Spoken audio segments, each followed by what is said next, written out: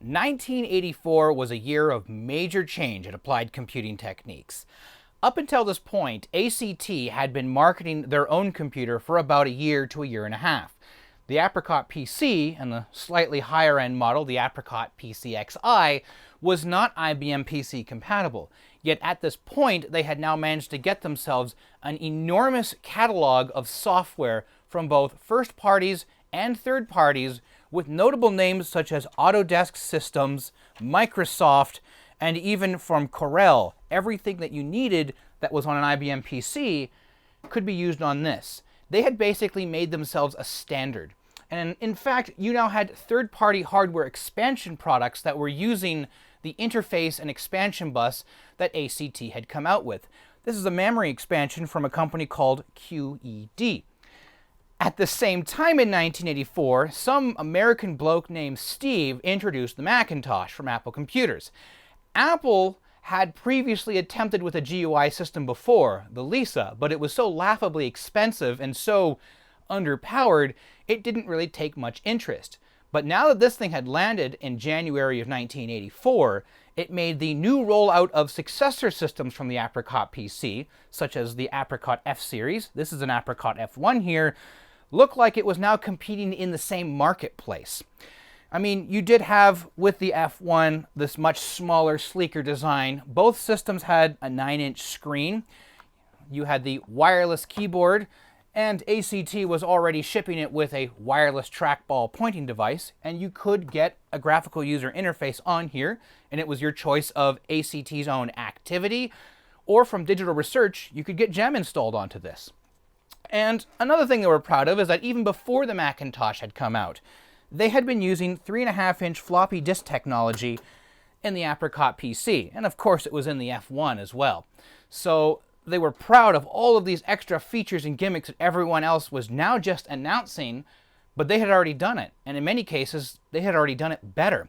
But the marketplace was still getting confused because Apricot was often referring to an entire line of systems, not any one model. Did you mean the Apricot F1? Did you mean the Apricot PC? The PCXi? Was ACT software compatible with Apricot software? We didn't really know. So in 1984, there was a point of transitioning within the brand themselves. Here's an example here of what ACT's early styling looked like. So you had the spiderweb ACT logo. Here was the Apricot logo, which had the red dot. The reason for the red dot is because on the older keyboards, the I is actually the power LED for the system. On the newer wireless keyboards, you do not have that. In fact, you just have the red dot right there, so it didn't really make much sense anymore.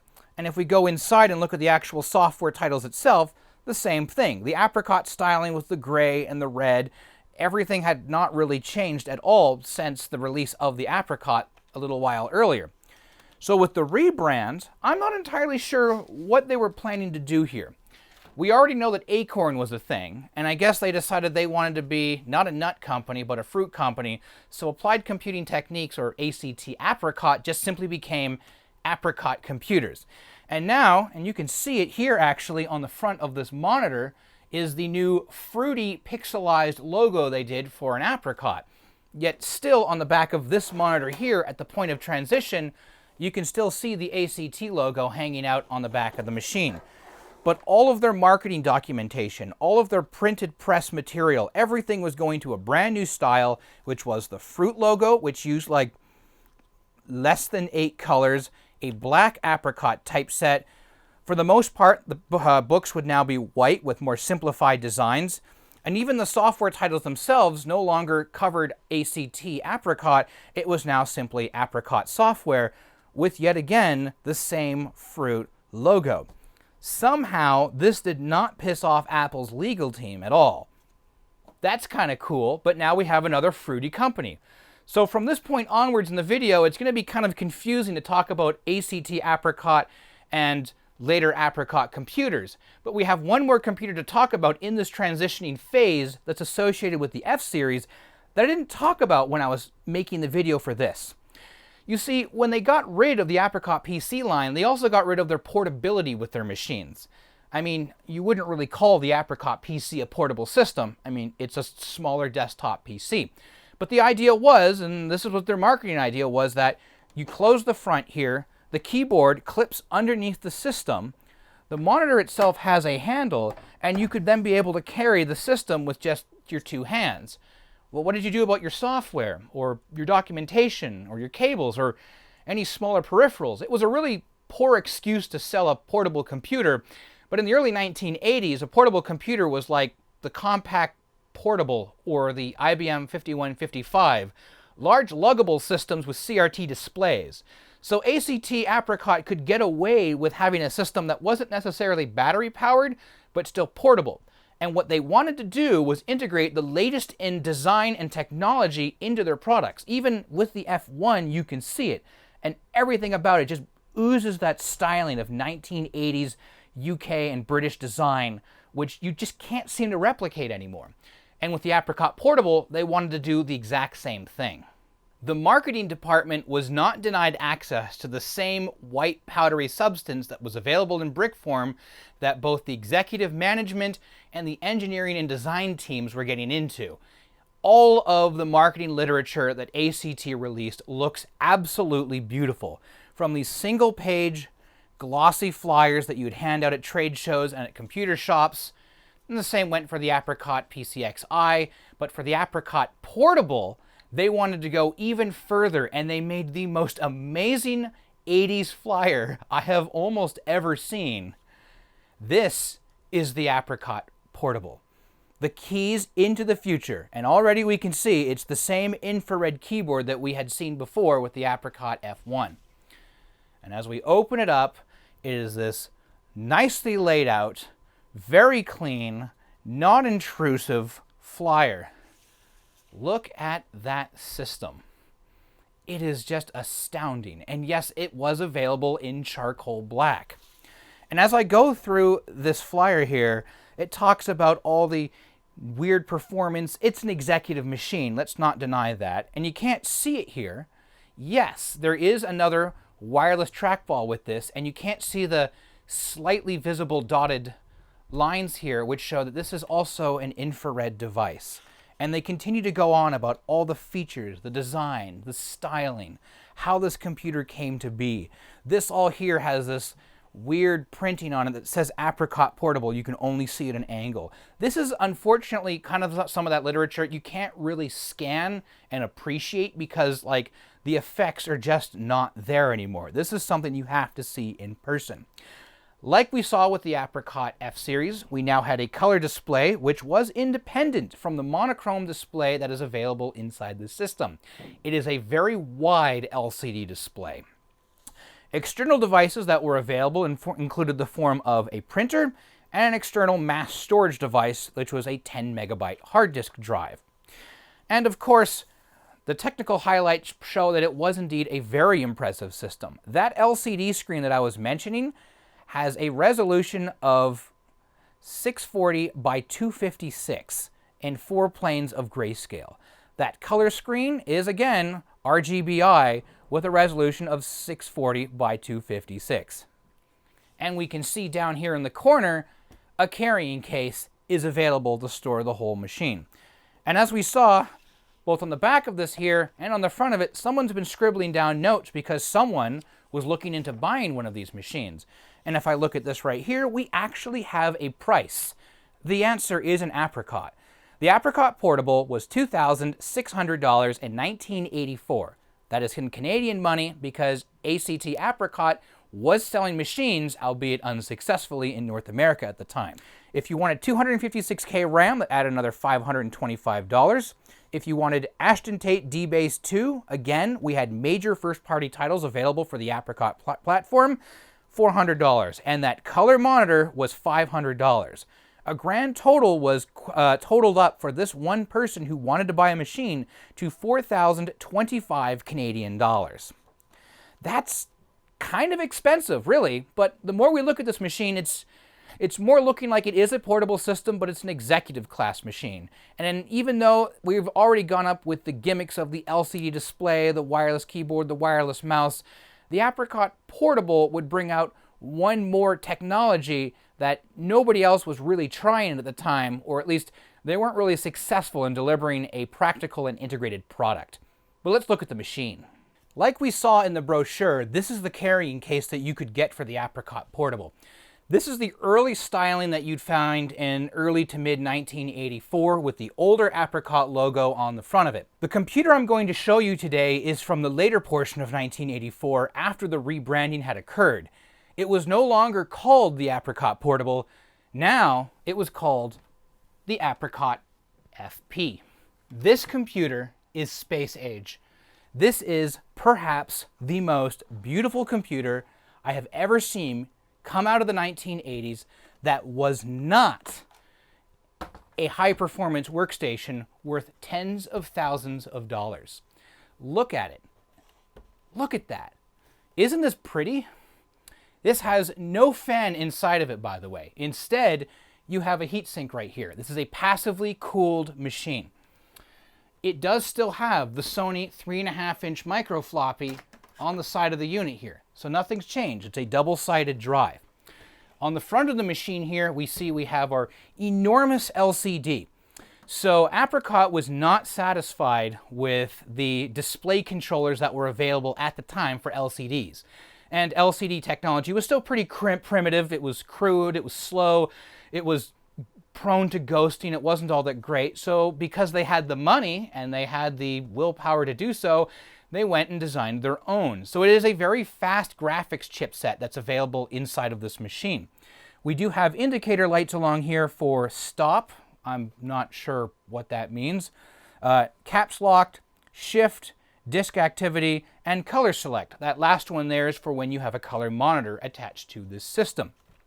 Hiding underneath over here, we see again the weird clear bubble, which is the infrared receiver for the wireless keyboard and mouse, and we have 2 ports on either side of it, which again is for our light pipe fiber optic cable, so you can connect the keyboard and the pointing device to the machine and not be interfering with any other nearby systems. And then there's the spot over here, which is kind of, it's like there's something missing. And there is something missing. I have it. Let me surprise you. There is a hole up here, and right next to it, it says voice.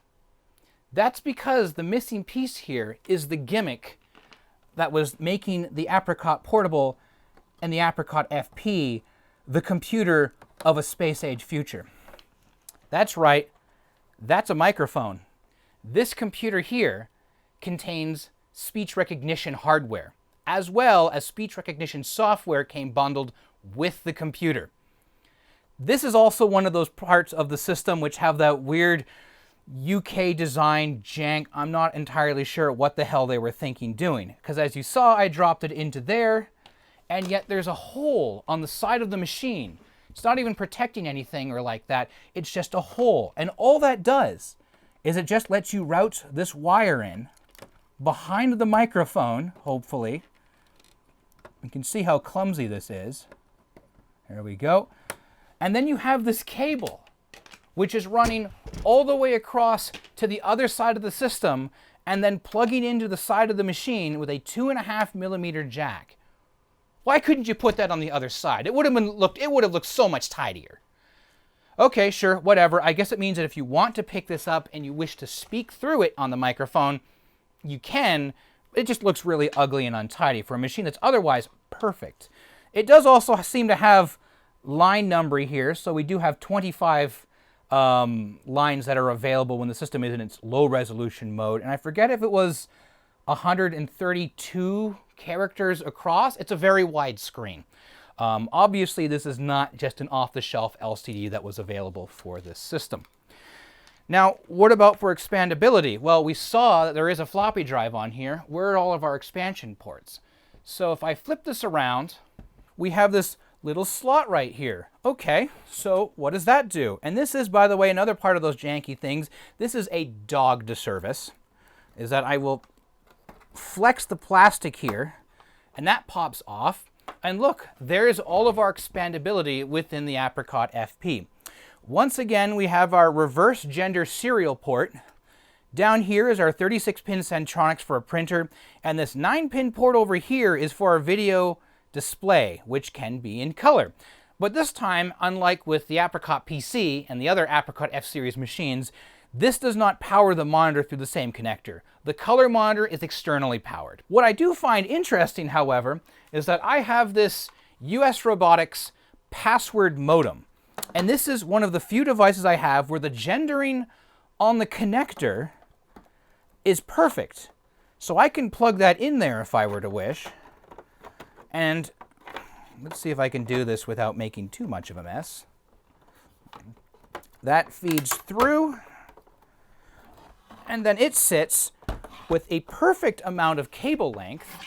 So you can just have the modem right next to it as well. And then you can use terminal applications with your system. And it looks very clean, very discreet. Again, no active indicators on it. It looks like it was a device that was considered to be a paired up product for the Apricot FP. But in reality, you could use it with anything you wanted. Now, as for the other point of expansion, which was your expansion slot, we do have a caveat. Let me get this off again. There we go. We pull that out. We have our one expansion slot right there. If you want a mass storage device or 10 megabyte hard disk, it's going to have to be external. There is no hard disk controller built into this, which means that you'll have to add an expansion card into the machine. The downside, however, is that means you cannot use any of the other expansion cards that are available from ACT. Like, let's say, for example, I want to put in another 256 kilobytes. Well, now I can't add a hard disk. I can't add an internal modem.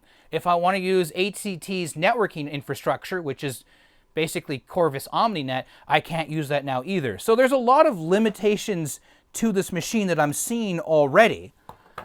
And for the design otherwise, sure, whatever. If I want to use this as a standalone, it feels otherwise very similar to the Apricot F1 in terms of what's available. Beyond now everything is integrated into one system with the wireless keyboard. So what I'm going to try and do now is we're going to go and with some screwdrivers, I'm going to now take this apart to explain to you it's a bit of a pain in the ass in there. Now up until this point here, all of ACT Apricot's machines were incredibly easy to service. It unfortunately ends with the portable. Like we saw before, it's the same style of plastic. I don't know what it is. It gives off a fishy smell, and yet it's not capacitors. Now, that isn't to say what we're doing here right now, you're going to have to do anyways if you're a new Apricot FP portable owner, because you have Aztec power supplies that need to be recapped. You have reefa caps inside of that power supply which need to be removed. My preference is that you change them with proper replacements. And you have the Sony floppy drive, which gums up and sticks, and you're very likely to damage it if you don't clean and relubricate the drive. We have two screws, which I'm fighting to remove right now. Hello? There we go. And once we do that, I can lift the front off. And there's a plastic sheet that's hanging here. And this ribbon cable is not original. Originally, it's a laminated copper foil. And I ended up having to replace that entirely because when I got the system, that was the only problem with it, was that the screen was dead. And it was because that ribbon cable was no good. You have to flex it and unplug it every time you get into the system. You have a cable here for the microphone, which isn't going anywhere. So you're going to have to wait till you further dig into the machine in order to extract that. To do that, This is really hokey. I don't like this at all. So we go like that. There we go. And then that pops out, and I heard a screw fall out. There we go. I'll collect that. And now I can reach in, and I can unplug the microphone header right here, and I can then put the screen safely off to one side. And this is the main system board right here. So if I unplug the color video header, and I unplug that, and I unplug this right here, I can move that away. So the system board, like we've seen before, we have one expansion connection. Here's our BIOS, it's high and low. This here currently has an NEC branded 8086 in it. Once again, we're seeing an arrangement here of RAM, and what I actually tried to do here was upgrade this to 1 megabyte of RAM. By default, socketed or sitting in here is 512 kilobytes. The lower configuration can give you 256 kilobytes. These extra RAMs here that I've dropped in was supposed to upgrade it to 1 megabyte. As it turns out, like we saw with the F1, the RAM density matters. If you already have high density 256K chips, you can't just double it up and get yourself 1 megabyte. The actual circuitry for the speech recognition circuit consists of a Hitachi microcontroller with ACT's firmware loaded into it, as well as the Dragon speech engine. This is 1984. This is one of the earliest products that Dragon Systems was releasing and using in a commercial shipping product. You may know Dragon Systems from their products such as Dragon Naturally Speaking or IBM's Via Voice software from 10 years later. Otherwise in here, there isn't much else. There's no surface mount. It's all through hole. There's lots of test points in here, and everything is quite wonderfully labeled, so that's not too bad. But when it comes to testing components on this, you have to deal with the LCD sandwiching it over. It becomes a major chore. If we continue on in here, however, we can see the backboard here. And I have additional cabling here for the infrared peripheral interface there. This here, I believe, is power for the floppy drive. And then I have another set of screws. But before I go much further than that, I can actually take the plastic cover off there. There we go. And I believe, does this just tilt off? It's been a while since I've been in here, so. Oh, I see what's wrong. Okay, so we have a couple more screws we have to remove. So I see here and here. So I'll take that off. Can I tilt this forward for you? I'm going to use part of the machine itself to tilt it forward so you can see what I'm doing. So you come off, and you come off, and then this lifts out of the way. Here's the connector for our floppy drive back here, so I'm going to unplug that. And then I have another cable here for the speaker, which is hiding out underneath. So this is the I/O interface board, which controls the floppy controller, the serial port, the parallel port, and is passed through for the other components within the system. Hiding underneath all of that, there we go. So now I can move that out of the way. I can take that out of the way, and this plastic back piece tilts backwards and then comes off like so. Now you can access the power supply, which is held in by 2 screws underneath the machine. And the floppy drive is held in with 4 screws underneath the machine. So now you can all clean and service that. Keep in mind there's a ground strap that goes from the ground on the floppy drive's power cable to this little metal chingus right here, which actually holds part of this together. I don't feel like that was really well designed, but other than that, I've now basically pulled the entire system apart. It is a chore to get into. There's a lot of components in here, and it's kind of messy.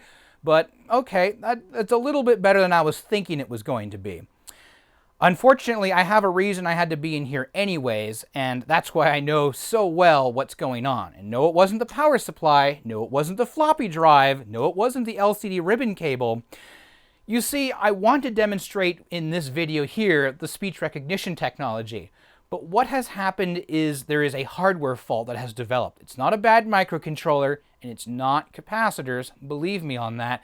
It's some other hardware issue. And because everything's so sandwiched together, it makes it really difficult to test every single component when they're in use. So you have to just kind of look at the schematic, which, by the way, the full service manual for this machine is available on archive.org, and just kind of determine, okay, maybe it's this. So let's try and hang test leads out and do all of that. Or like, let's just change this part and see if something changes. And for the most part, I've been unable to figure out exactly what's causing the voice recognition to not work. Hello everyone. What I'm going to do here is I'm just going to stop the video, and I'm in the middle of editing, and I want to better explain my idea on what the hell is going on with the voice recognition circuit, because it is the big gimmick of the Apricot Portable. It's kind of a shame that I really can't demo it, but I've tried my hardest, and well, this is where I'm at right now. So if you want to take a look at this yourself, the schematics for the Apricot FP Portable are available on the Internet Archive. It is a 7-page document that I can tell is officially from ACT. So I'm going to zoom in here so you can take a look. And the actual voice interface circuit is this section of this particular drawing. So here's the Hitachi microcontroller, which is doing the final output to the CPU. We know for a fact that this is working because when the computer turns on, it does a self-test to make sure that the microcontroller talks back. If it fails, it would fail post for this. On this side of the circuit, so here's our microphone input right here. And all of these op amps here and amplifiers are part of a low-pass filter, which is used to precondition the audio prior to being digitized and sampled. These solid-state switches here, SW1 and SW2, this is your gain control right here. And it just uses little resistors and just switches between the resistors to control IC38 and IC39. The actual digitizing and triggering takes place in the form of an analog devices 140B or 140A and an analog devices 807574. Triggering and trigger reset is performed by this 74LS74A right down here. So when we arm the voice recognition circuit, let's say I physically disconnect that cable that we saw that went to the side of the unit. So it's just this circuit. Immediately, something here triggers off saying there's voice information being received. It's being digitized. Please send it for processing. This is handled by an interrupt line right here on the microcontroller. And not only is the triggering circuit here telling the microcontroller shut up and listen, the microcontroller uses the IRQ line here to tell the CPU and every other piece of hardware in the machine shut up and listen. So it gets its chance until that interrupt is handled and reset. But the whole machine locks up in the meantime. So trying to figure this out is being kind of a pain, just simply because, like I said, everything is sandwiched together. But I'm sorry I wasn't able to demonstrate it. It was really cool when I did get it to work. It was kind of a disappointment to me when I first brought this out to test it and discovered, oh, it stopped working. Anyways, let's go back to the video. I'll try and demonstrate it with you with the software once I get it all set up here. Which, by the way, it is time to do a finger snap and get this thing back together so I can demonstrate it again. Ready? And we are back. I have had to reorganize the studio, not to mention reassemble the machine. And the reason that you have a book that's wedged underneath the computer and a camera is sitting right here pointing at the display is that 1980s LCD technology was not there yet. CRTs were perfectly refined, they emit their own light, they have excellent viewing angles. LCDs at this time are just garbage displays. And ACT Apricot made it no better with the Portable FP by simply going and making it non-adjustable. There is no backlight on the screen. It is a glossy faced screen. It has no adjustments for tilt or angle. This thing sitting at the desk, you're going to look at this, and if there's anything behind you that could make it reflect off of, the screen looks like trash. So I have tried my best here to get this camera focused and pointing at the screen so that I can actually demonstrate to you the few things that did come with this machine. So I'm going to now turn it on, and it just takes a moment here to do a self-test. It boops, you hear the driver initialize, and then it'll come up with the Apricot screen like we had seen with the F1. There we go. So 720K floppy drive is installed, configured with 512 kilobytes of RAM. And just like before, we have the time date button. Now I'm using a different wireless keyboard this time, and so put fresh batteries into that and the clock's going to be totally wrong. So this time I'm going to demonstrate to you the set time feature. So if I hit the button that says set time, on the bottom of the screen, it now says set time and date HHMMDDMMYY. What it's wanting me to do here, so let's say it's 1, 2. It wants the numpad, not the numbers. 1, 2, 2, 5. And let's say it is the 25th of October, 1989. And then he wants me to hit time and date. So now let's set the clock inside of the keyboard. And then when I hit the time and date button, it beeps at me or ticks at me, says it sent the time and date over to it. So now I go take my boot floppy and I'm going to pop that into the machine. And the system will look, see if it's bootable, and off it goes. So again, there's our generic MS-DOS RAM BIOS. We have DOS version 2.1.1. There's the infrared mouse driver version 1.0.5. And now it's loading up the driver for the Dragon generic speech driver. There it is, Dragon Systems, copyright 1984. And then it starts to load the GEM desktop, because this I have GEM for, so I can actually show you that on this machine. And while it's doing this, because it's an MS-DOS compatible, there's our device drivers that are loading in right now, and then it starts the graphics system, which then gives me a cursor and a mouse.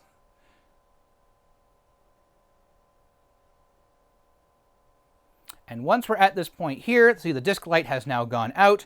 I can now use the control key up and down to slightly adjust the contrast on the screen for our viewing pleasure. But other than that, the screen's still kind of drifty. I can lose the cursor in the display. It's really not all that great. So this is the GEM desktop. If you're curious what version this is, we are using GEM version 1.2, copyrighted for July 31st, 1985. So a little bit newer. This is like one of the last versions that was available for this system. Otherwise, you get the same experience that I demonstrated before on the Apricot PCXi. You hit a button like that, there we go, we can see inside of our folders, and it is using a high resolution mode on the screen. I can demonstrate that by closing out of that and taking one floppy disk out of there and grabbing our Disk 2 applications, because this comes with 4 floppy disks when you buy the machine, which is just kind of supplementary. Activity is also available for the Apricot Portable and FP. I do not have it. There are copies online, but I find that when I put them in this machine, it crashes. So we're running into the same weird graphical compatibility issues that the Apricot F1 has. So that's fun. So I do have 2 GEM applications on this machine. Actually 3, but we'll talk about these 2 right now.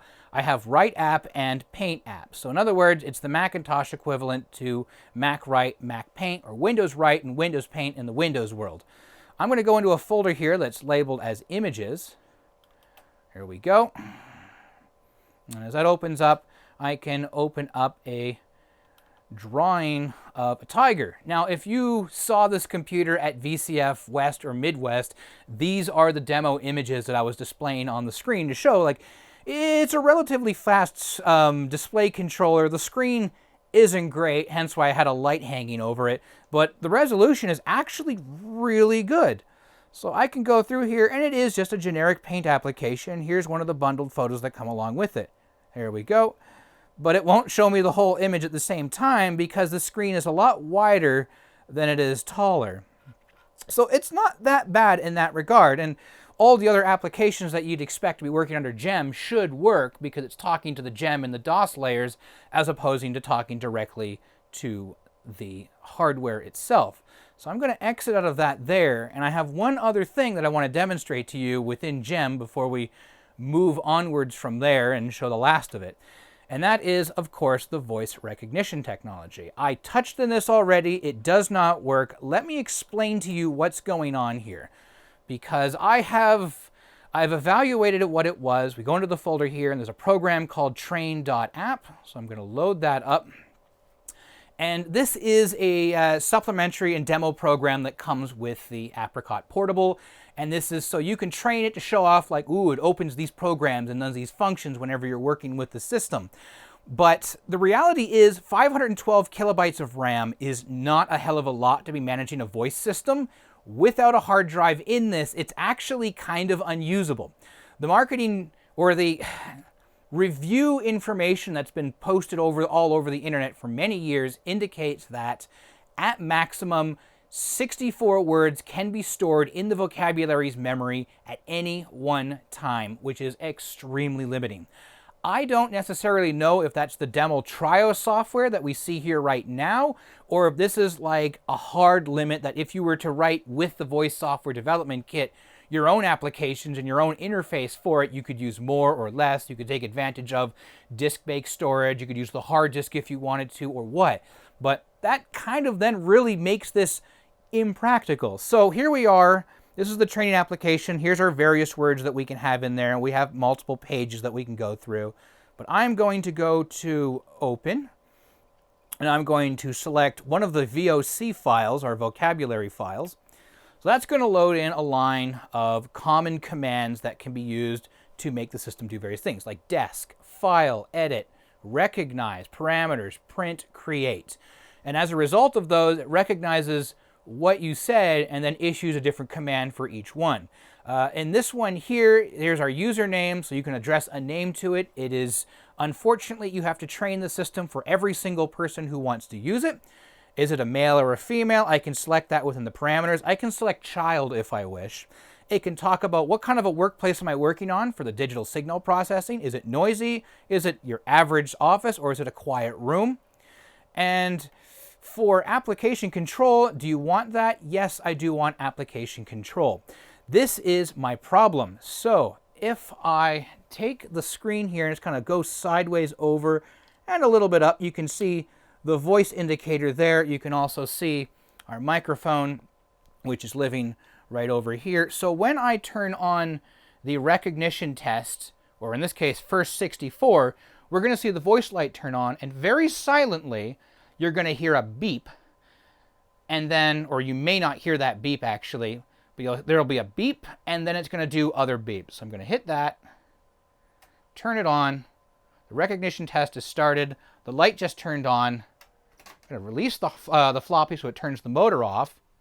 And at this point here, the voice system is working. And maybe you can hear it.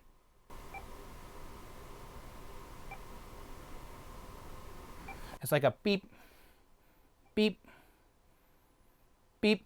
And what's happening there is that the system is constantly firing the interrupt from the Dragon recognition engine and telling the CPU, hold up, I got voice data for you to process. I'm not saying anything, and yet it keeps firing off. And because it has to handle that interrupt every single time, the entire system has now ground to a halt. It is completely unusable. I'm forced to reset the system. This really sucks. I wanted to be able to demonstrate this for you, and it decides to break down in such a weird, troublesome way. It's been driving me up the wall that I can't get it fixed. But there we go. Now I get to at least demonstrate the reset circuit, which is simply if I just push the reset, the system resets. How cool is that? Drops us back to the Apricot BIOS boot screen, so I'll take out that floppy disk and go out for disk 3. The fourth disk that comes in the set is just drivers for GEM. That's all it is additional drivers. But I want to go with disk 3, which includes 2 last applications, which are just kind of your supplementary programs. We could use dbase or all of those there. I don't have really anything to demonstrate with those because it's dbase or it's logistics. We've already talked about this with the PCXI. So we're at DOS. There we go. DIR. Woo, it's DOS. We've discussed this several times before. It's also worth pointing out that when I reset the machine there, it also resets the screen contrast as well. So that's always enjoyable. So I want to run ASYNC, which is the Asynchronous Communications Program. It's a terminal emulator. This is actually really handy for these computers because there is minor file system differences that mean that you can't just write a floppy disk on a DOS PC and then put it into this machine here and expect it to just work. So instead you have to use an application like Xmodem or Kermit to transfer over serial, or you have to use an application like ApriDisk to write out proper Apricot file system floppy disks. But Async is a basic application for using it as a terminal and file transfer program. So we can work here with other Apricot systems, we can communicate with Series 1 systems, IBM PCs, and interestingly, Apple II and Apple IIe communications. All these really are is just the terminal with its own customized settings, but you can specify your own terminal as well, 9600, how many parity bits, stop bits, and all that jazz. It's a terminal emulator program. With the modem, if that was plugged in, I could dial into my Silicon Graphics 02, which is hiding down in the other room down there. Beyond that, there's not much else to see with the system. This is what you would get. You'd run your applications from your Apricot PC or your F1, or you'd buy new titles that would go into here, and you would have a miserable viewing experience trying to work on all these in your giant, bright, windowed office. The Apricot Portable / Apricot FP is an executive person's computer. No sane individual was buying this machine, especially at the prices that Apricot wanted you to buy this machine at, with all the trimmings added on. This was designed to sit on a modern space-age executive's desk and look fancy, to brag about the liquid crystal display, to brag about the voice recognition technology. Beyond that, this is a computer nobody wanted. It was a complete misstep for Apricot to think that this was going to do anything but sell poorly. In fact, I find it funny. The same Frank who purchased the Apricot PCXi I own, the same receipt that he gave me, tells me that he had originally purchased the Apricot Portable with 256K of RAM, and he got a return on that system for $3,343.75. With that money, he took it as a credit towards a Apricot PCXi with the 10 megabyte hard drive, 512 kilobytes of RAM for $3,300 Canadian. He then also added in with that a 9-inch monochrome screen for $250 and walked away with, after taxes, owing $454.75. This is dated as September 26, 1985. This is 2 years after the PCXi came to the market. People were willing to trade these machines in for much older Apricot systems just to get away from how bad these systems were. And this marks a major misstep and the beginning of the downturn of Apricot computers. Not long after this, they would have to realize the grim truth: you could no longer sell these computers on a selection of software and styling anymore. The PC clones are PC clones, and as a result, that means they are 100% hardware compatible. And like I was mentioning at the very beginning of this whole video series back with the Victor 9000, that was becoming increasingly important for people who wanted to get the most performance out of their software. But for this video here, I wanted to talk about the Apricot FP / Apricot Portable. I really hope you enjoyed this video. If you'd like to leave a comment about this, I would love to know the kind of people who were buying these things, because they look fantastic. These days, they sell for crazy money on eBay. I paid like $250 for this back in 2011. So that there is kind of a price setting mark for you. But anyways, that's it for this video. And until next time, have a good one.